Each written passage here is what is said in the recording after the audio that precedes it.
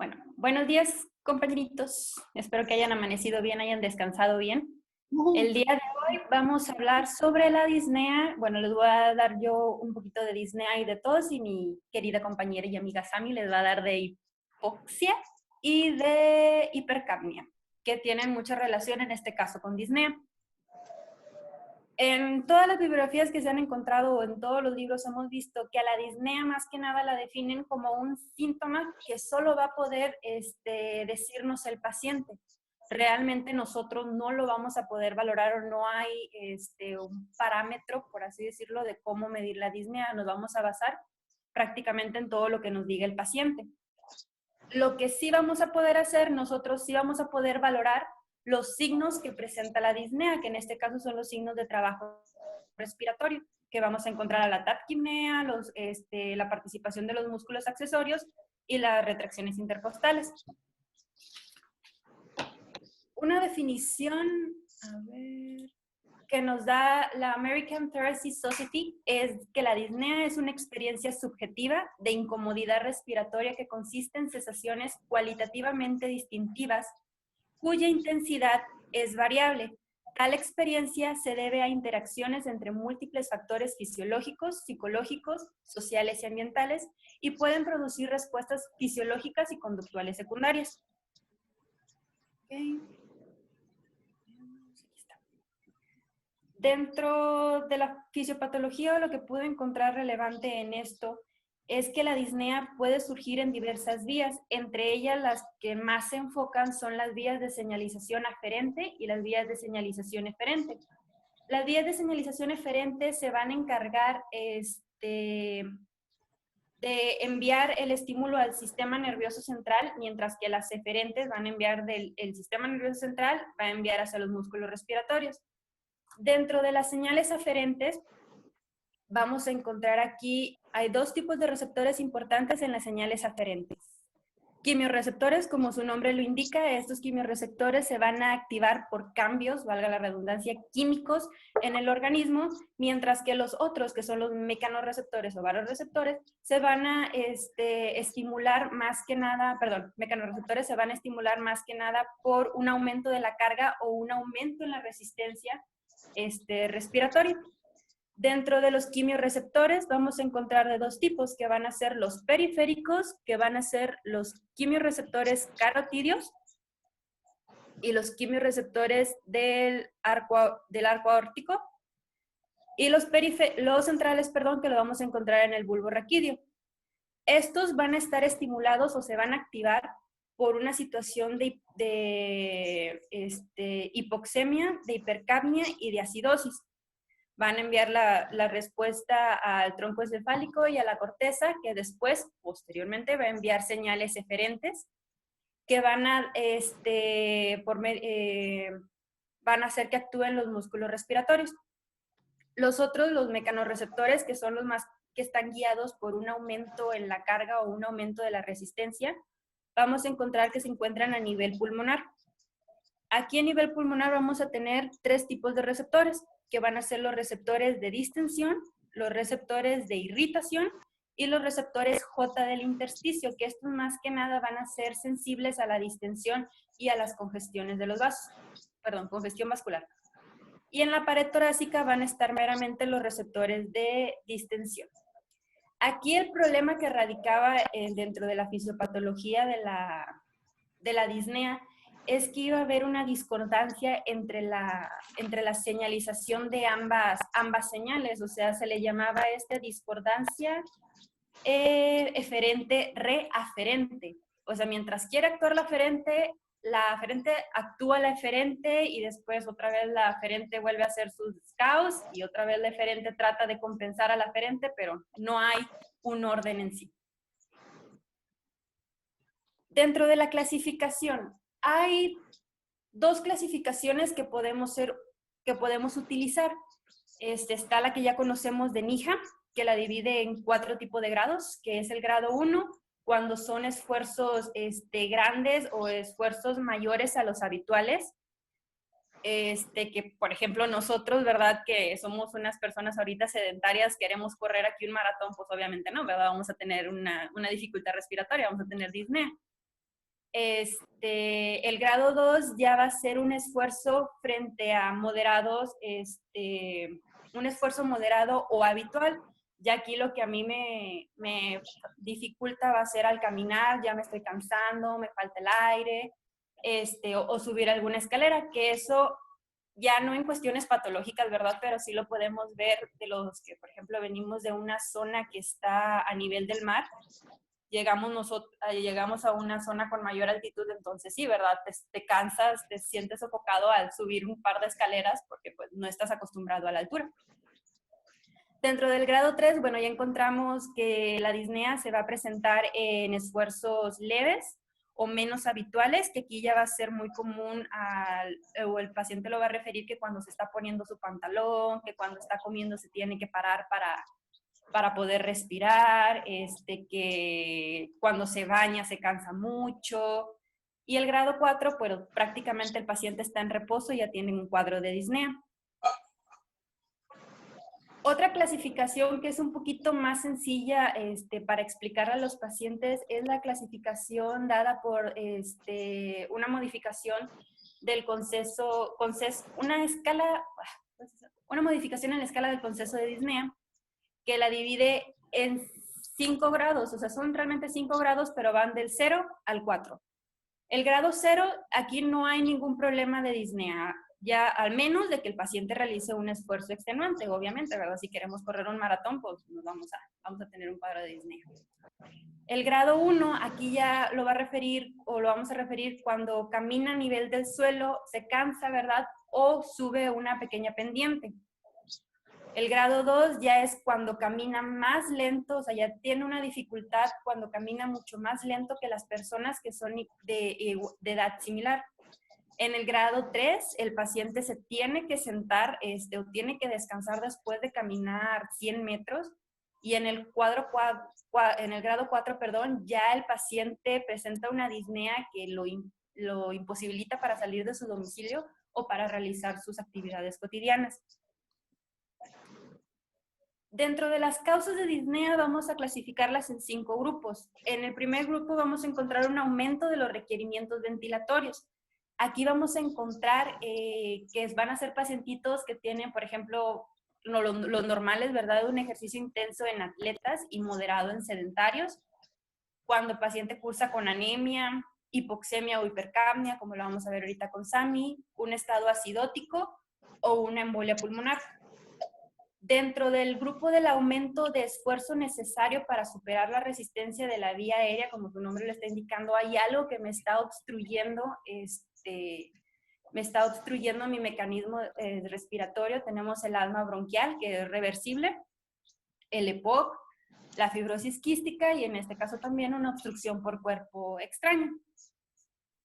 Otro grupo es el aumento del esfuerzo necesario para distender el pulmón y la caja torácica. Aquí ya estamos viendo que hay problemas a nivel de parénquima pulmonar o hay algo que está ocupando un espacio que no deja que mis pulmones se puedan distender o que la caja torácica tenga mayor resistencia para su distensión, como enfermedades infiltrativas pulmonares, casos de edema pulmonar, escoliosis, derrame pleural. Un deterioro neuromuscular, aquí ya tenemos por alteraciones nerviosas, ya sea poliomielitis, lesiones medulares, miastenia gravis, síndrome de Guillain-Barré, y alteraciones psicológicas que modifican el umbral de percepción consciente, como lo hemos visto mucho en trastornos de ansiedad. A cada quien no nos ha pasado que de repente nos falta el aire y no sabemos por qué en una situación de estrés o una situación, un estado de pánico. Dentro de la anamnesis, ¿qué vamos a ver aquí? ¿O cómo vamos a abordar a nuestro paciente? Bueno, hay que saber primero, preguntarle a nuestro paciente desde cuándo empezó a tener su problema para respirar. Aquí nosotros vamos a evaluar el tiempo de evolución. Obviamente las situaciones que nos van a llegar a urgencia van a ser situaciones agudas, ya sea que un traumatismo, que sea ¿cómo dicen? Una obstrucción de cuerpo extraño, un edema agudo pulmonar, un neumotórax, o sea, son cuadros que van a empezar de manera rápida. Dentro de lo crónico también lo vamos a poder ver, pero vamos a verlo más que nada en exacerbaciones de algunas enfermedades, ya sea una exacerbación de una insuficiencia cardíaca o una exacerbación de un cuadro de POC. Entonces es cuando vamos a ver más que nada la apariencia crónica, ¿verdad? Hay que preguntarle al paciente también cómo fue el inicio de este problema, si fue gradualmente o si fue de manera súbita. Decirle, señor, o sea, de repente se lo sintió así o conforme pasaron los días fue usted sintiendo este problema de dificultad respiratoria. Ahora, también preguntarle si hizo un esfuerzo o si el paciente estaba en reposo, estaba acostado o estaba sentado. Aquí nosotros vamos a evaluar la clase funcional, que la vamos a evaluar ya sea por NIJA o por la del consenso de disnea, cualquiera de las dos que podamos utilizar, la que sea más fácil abocar al paciente. Y vamos a tener diferentes tipos. Vamos a tener la disnea por esfuerzo, que la podemos clasificar también con el NIJA y con la del consenso, la de disnea en reposo igual, la ortopnea, que esa la vamos a medir con el nivel de almohadas que utiliza el paciente. Por ejemplo, es cuando el paciente se acuesta, dice, yo no puedo estar acostado, me falta el aire, tengo que ponerme 3, 4, 5 almohadas para poder dormir bien. O sea, literalmente el paciente duerme sentado. Y la disnea paroxística nocturna, estos son episodios de disnea que se presentan por un broncoespasmo marcado a las 2 o a las 4 horas de que el paciente ya concilió el sueño. Entonces el paciente despierta, ¿verdad?, con dificultad respiratoria y posteriormente tiene un cuadro de tos, pero el paciente siente angustia porque es tan marcado esta dificultad respiratoria, esta disnea, que ya no la quiere pasar. Entonces, más que nada por eso va y consulta. Y también hay que preguntarle si es que se acompaña por algún síntoma, alguna molestia. Dentro de los síntomas asociados tenemos a la tos, la expectoración, hemóptisis y dolor torácico. Y en algunas veces también mencionaba que dolor abdominal. Dentro de también los rangos que vamos a evaluar, aparte de la anamnesis, está la exploración física y los exámenes complementarios. Dentro de la exploración física no quiero tampoco abarcarme tanto porque lo vamos a ver más adelante con mi compañera. Más que nada, ¿qué va ligado a este paciente? Si mi paciente presenta palidez, si presenta cianosis, si a auscultar campos pulmonares encuentro estertores crepitantes, encuentro estertores tipo velcro que lo manifestaba en la fibrosis quística, si presenta sibilancia, ya sea que tenga un cuadro de asma bronquial. Ahí dependiendo de qué vaya acompañado es a lo que me voy a ir ligando yo, ¿verdad? ¿Qué patología le puedo dar más la razón? Y dentro de los exámenes complementarios que nos pueden ayudar un poquito, tenemos en la biometría hemática para ver si podemos descartar una anemia, una poliglobulia o infecciones. La creatinina sérica, que nos presente un cuadro agudizado de insuficiencia renal, que nos pueda presentar en un problema respiratorio. Radiografía de tórax para ver si tenemos una neumonía, en caso de una telectasia, derrame pleural, neumotórax o algún dato de insuficiencia cardíaca, el electrocardiograma, si tenemos una enfermedad coronaria o una miocardiopatía, ecocardiograma, que nos ayuda a descartar, ¿verdad?, valvulopatías, insuficiencia cardíaca, miocardiopatías y derrame pericárdico, gases arteriales, para ver si hay una insuficiencia respiratoria o descartar también acidosis, oximetría, hipoxemia o hipoxia, y la espirometría, pues más que nada para ver si tiene un patrón obstructivo o un patrón restrictivo o si es mixto, ¿verdad? Porque pues unos es reversible mientras que los otros no. Bueno, nada más para dar una complementación al tema de la doctora, que estuvo muy bien, solamente para completar algunos puntos que creo que son de relevancia. Nada más repasar con ustedes que la fisiopatología nos habla de una vía aferente y una vía eferente. Recordar que estos receptores pueden estar ubicados en diferentes partes del árbol bronquial o en la pared o la caja torácica, o tienen que ver con alteración en el intercambio de gases o edema. Estos receptores pueden ser de estiramiento de las pequeñas vías o receptores a gases o partículas en las vías aéreas de grueso calibre, ¿sí? O receptores J en el intersticio pulmonar, que pueden ser sensibles a la distensión o congestión de vasos. Como pueden ver, todos estos receptores son vías aferentes, ¿sí?, que van a ir a estimular hacia el córtex y hacia los centros respiratorios para producir una respuesta a través de sus vías eferentes y producir movimientos torácicos para mejorar o condicionando la disnea. Esto ya lo mencionó la doctora, entonces no voy a quedarme en esta diapositiva, solamente recordar las etiopatogenia, ¿verdad? ¿Cuáles son las patologías que causan disnea por aumento de requerimientos ventilatorios, por el esfuerzo de superar una resistencia, por el esfuerzo de distender el pulmón, caja torácica o por alteraciones de deterioro musculares o psicógenes?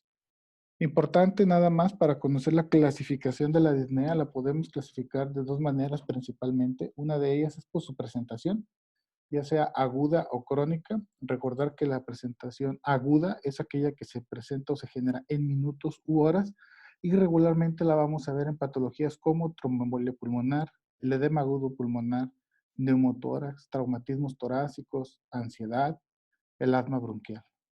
O aquellos que se presentan de manera crónica, que es la disnea que se presenta durante semanas o meses. Obviamente la causa más común va a ser la insuficiencia cardíaca, el EPOC, la anemia, la obesidad o enfermedades intersticiales pulmonares como la fibrosis idiopática o las neumonías intersticiales. ¿Ok? También existe otra clasificación que puede ser en relación a si se presenta en esfuerzo o en reposo. Aquella que se genera por el esfuerzo, pues es el síntoma principal y primordial de la falla cardíaca, ¿verdad? En la insuficiencia cardíaca crónica progresiva es uno de los síntomas principales, la disnea de esfuerzo. Obviamente aquí es donde entra pues la clasificación funcional, ¿verdad? También la obesidad, el EPOC y la anemia, entre otras patologías, nos van a dar una percepción de anemia por esfuerzo. O aquella que se genera en reposo, que por una de las más comunes o las representativas es el edema agudo pulmonar o el neumotórax. Obviamente, ¿para qué nos sirve la clasificación? Pues es para cuando interroguemos, que es el motivo de esta clase, cómo vamos a abordar al paciente con disnea por semiología, ¿ok? Vamos a tratar de establecer cuáles son los antecedentes cerebrofamiliares del paciente y sus antecedentes personales patológicos que pudieran orientarnos hacia una de estas causas de disnea. ¿Cuál es el modo de presentación? Es decir, si es aguda, si es crónica, cómo ha sido la progresión de este síntoma, si ha sido en minutos, en horas, en semanas o meses, si es en reposo, si es al esfuerzo. Y obviamente hacer una clasificación funcional, que eso ya lo explicó correctamente la doctora, y buscar síntomas asociados a la disnea. Ahora, si hace cianosis, si trae tos con expectoración o algún otro síntoma asociado. Eso, dolor torácico, por ejemplo, esto lo podemos evaluar también en otros temas que vamos a tener también en este canal acerca de eh, sintomatología del aparato respiratorio. Entonces es importante cuando ustedes evalúen en urgencias a un paciente con disnea, hay que establecer bien claros todos estos puntos para poder ir haciendo un juego mental de qué cuadra y qué no cuadra, ¿verdad? Entonces, en ese sentido es importante identificar todas estas características del síntoma.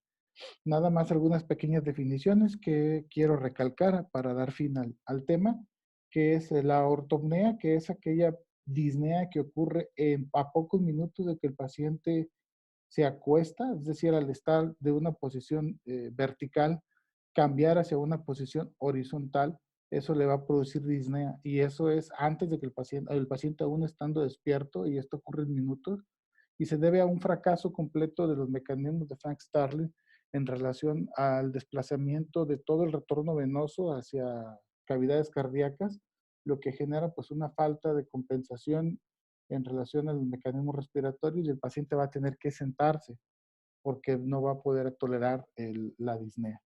Entonces tiene que ver completamente con la gravedad. Obviamente la clasificamos de una, dos, tres almohadas dependiendo de que el paciente duerma prácticamente o hasta sentado, ¿no? Está la disnea paroxística nocturna, la cual está más en relación, en esta no se presenta en minutos.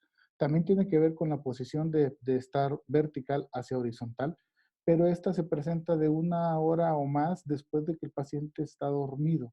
Es decir, ya cuando el paciente está dormido, hay una reabsorción de edemas de zonas en declive, lo que va a aumentar también el retorno venoso y va a producir la disnea paroxística nocturna. Ambas, tanto la ortopnea como la disnea paroxística nocturna, son síntomas muy comunes apreciados en pacientes con insuficiencia cardíaca.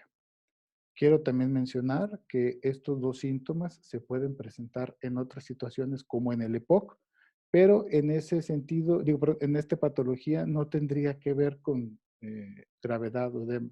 En pacientes con EPOC tiene que ver con debilidad muscular o diafragmática, pero son más comunes y representativas de la insuficiencia cardíaca congestiva. Son síntomas, perdón, que tenemos que interrogar con el paciente. ¿Cuál se puede? Obviamente la ortopnea, tú la puedes ver con el paciente en la sala de urgencias. Literal, puede uno bajar un poquito el respaldo para ver si el paciente tolera, porque muchas veces es la única manera. Ocurre más cuando el paciente llega con disnea, le damos tratamiento y poco a poco va mejorando y tolera un poco más el decúbito. Entonces te entregan el paciente que no tolera porque está con disnea, con ortopnea, y resulta que está prácticamente casi acostado, ¿no? Entonces, ojo nada más, es importante sí interrogarlo, pero obviamente tú te puedes dar cuenta de observar al paciente si está o no con disnea en la posición horizontal. Otros síntomas, otros nombres aquí de los síntomas es la trepopnea. Esta es la disnea que ocurre en el decúbito lateral. Obviamente está más en relación a los derrames pleurales. Aquí cabe mencionar que el paciente con derrame pleural regularmente se va a acostar del lado del derrame. Obviamente eso tiene que ver con las zonas de West, es decir, se acuesta del lado con derrame para dejar hacia la zona más, o más elevada el pulmón sano, ¿no? Entonces, la trepopnea se refiere a disnea en decúbito lateral. La platipnea se refiere, es una disnea que está, digamos, al revés. La disnea ocurre cuando el paciente se pone de pie y cede cuando el paciente se acuesta. Esta disnea tiene que ver más con hipoxemia, y la cual está relacionada con dos padecimientos principales. Uno de ellos es el mixoma de la aurícula izquierda, y otro es uno que probablemente veamos más común, que es el síndrome hepatopulmonar que se observa en la cirrosis. Entonces, si tenemos un paciente con platipnea, estemos sospechando de una lesión ocupativa de la aurícula izquierda, o si el paciente es cirrótico, pues un síndrome hepatopulmonar.